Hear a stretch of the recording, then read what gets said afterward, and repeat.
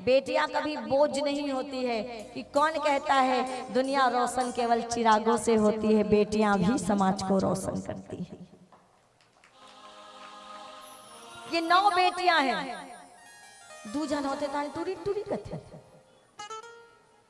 कथो ना दाई माई खुद स्त्री है, ओकर बाद दूजन हो गए तान टूरी टूरी कहा। 9 बेटियां हो गई। करदम जी कहते हैं पुत्र बनकर आ जाते तो बड़ी कृपा होती। आपको पुत्र रूप में पाने के लिए ही विवाह के बाद मैंने तप किया था प्रभु। तब भगवान करदम और देहूती के घर में 10वीं संतान के रूप में अवतरित होते हैं। बोलिए कपिल भगवान की जय। भगवान का कपिला अवतार 10वीं संतान के रूप में भगवान अवतरित हुए और कपिल भगवान के रूप में अपने ही पुत्र को प्रणाम किया भगवान मानकर और गृहस्थ का त्याग करके करदम जी वन में चले गए। 9 बेटियों का ब्याह हो गया।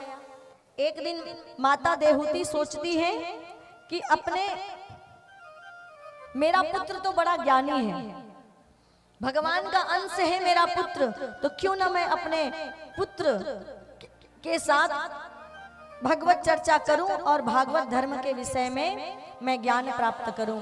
और अपने ही पुत्र के पास बैठकर पूछती है कि तम त्वाम गता अहम शरणम शरण्यम स्वाभृत्व संसार नरो कुठारम जिज्ञासयाहम प्रकृति पुरुषस्य नमामि संवर्ध विदाम वरिष्ठम। कि आप अपने भक्तों के संसार रूप वृक्ष के लिए कुठार के समान हैं। प्रकृति और पुरुष का ज्ञान प्राप्त करने के भाव से भगवान आपके चरणों में बैठी हूँ। अपने पुत्र को भगवान मानकर कहती है कि प्रकृति और पुरुष का ज्ञान जानने के लिए आपके शरण में आई हूँ भगवान। आप भागवत धर्म को जानने वाले हैं, आप भागवत धर्म को जानने वालों में सबसे श्रेष्ठ हैं। आपको प्रणाम करती हूँ, कृपा करके बताइए। निर्विघ्न नीत राम भूषण इंद्रियम दर्शनात् येन संभवाय मानेन प्रपन्नाद्य तमम प्रभु। कि निर्विघ्न नीत राम आपके शरण में आई हूँ, कृपा करके मुझे बताइए कि इंद्रियों को बस में कैसे करूं और बताइए कि बंधन किसका होता है।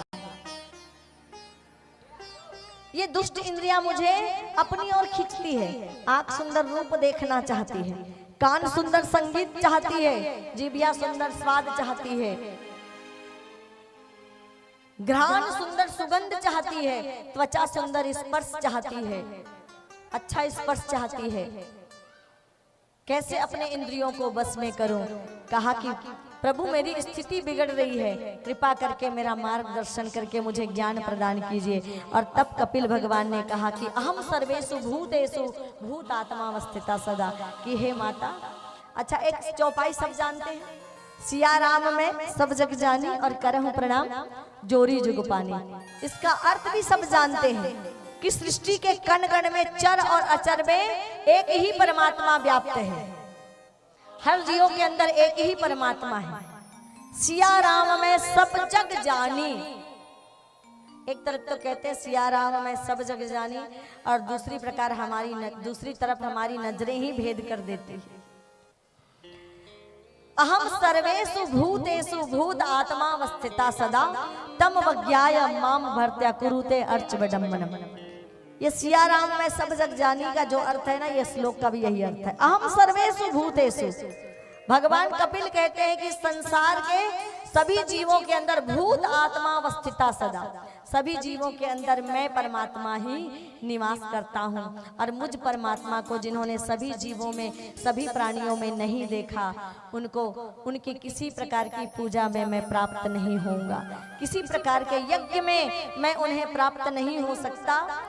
जिन प्राणियों ने मुझे सभी प्राणियों में, जिन लोगों ने मुझे सभी प्राणियों में नहीं देखा है, उनकी किसी पूजा में, न मूर्ति पूजा में, न यज्ञ में, न कर्मकांड में, किसी पूजा में मैं उन्हें प्राप्त नहीं हो सकता, प्राप्त नहीं होऊंगा मैं उसे।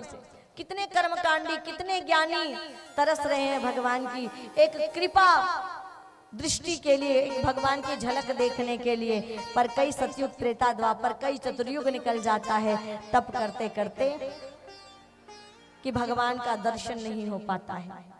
क्या कहते हैं भगवान कपिल कि सब जीवों के अंदर मैं ही रहता हूं और इसलिए मां मुझे सबके अंदर जानकर क्या करे, मुझे सबके अंदर जानकर सभी प्राणियों में मेरा ही दर्शन करे।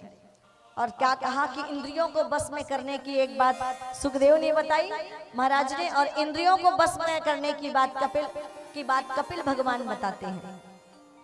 क्या कहते हैं, सबसे पहली बात कही कि माता इंद्रियों को बस में करने के लिए मैं सभी प्राणियों के अंदर हूं, ऐसा मानकर मांसाहार का त्याग करके शाकाहारी बने। शाकाहारी बने तो क्या माता देहूती क्या थी, मांसाहार तो नहीं थी, पर फिर भी क्या कहती है कि सब प्राणियों के भीतर एक चींटी भी दिखे तो उस चींटी के अंदर तुम मेरा दर्शन करो मां, एक चींटी में भी मैं ही दिखूं।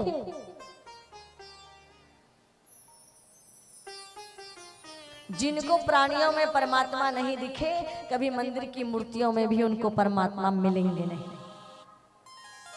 याद रखिएगा। बोले शाकाहारी बनना पड़ेगा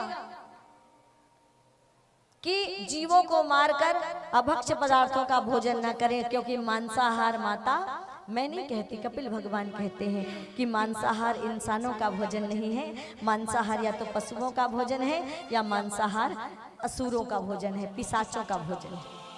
और जो मानव का शरीर को प्राप्त करने के बाद भी अगर मांस का भक्षण करता है, मानव शरीर को पाकर अगर मांस का भक्षण करता है, जीवों को मार के खाता है, या तो वो पशु है या तो वो पिशाच है, वो मानव कहलाने की श्रेणी में नहीं आ सकता है। शास्त्र के हिसाब से वो मानव नहीं कहला सकता है। शरीर मानव का जैसा दिख सकता है पर मानवों की श्रेणी में उनको गिना नहीं जा सकता।